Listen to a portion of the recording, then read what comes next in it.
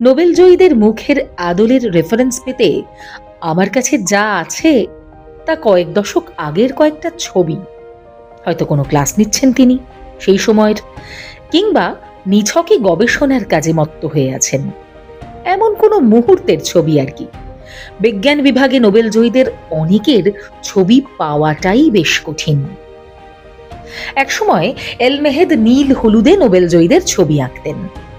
2017 সালে এসে তিনি সিদ্ধান্ত নেন প্রতিকৃতিগুলিতে হালকা পরিবর্তন আনা প্রয়োজন, এবং তারপরই প্রতিকৃতিতে সোনালী তুলির স্পর্শ যোগ করেন। নোবেল বিজয়ীদের ছবি টাঙানো এক দেওয়ালের সামনে দাঁড়িয়ে এলমেহেদ ছবি পোস্ট করেছিলেন সোশ্যাল মিডিয়ায়।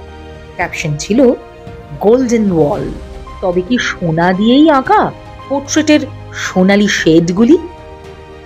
এলমেহেদের কথায়, না, সোনা নয়, আমি বিভিন্ন সোনালী পেইন্ট নিয়ে পরীক্ষা নিরীক্ষা করেছি এবং শেষে সোনালী ফয়েলকেই বেছে নিয়েছি।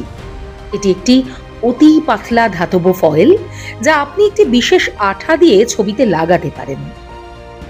সাদা পটভূমিতে কালো রূপরেখা সহ আঁকা এই প্রতিকৃতিগুলির মধ্যে খুব শক্তিশালী এবং একচেটিয়া একটা মনোভাব আছে। ফলো করুন বর্তমান।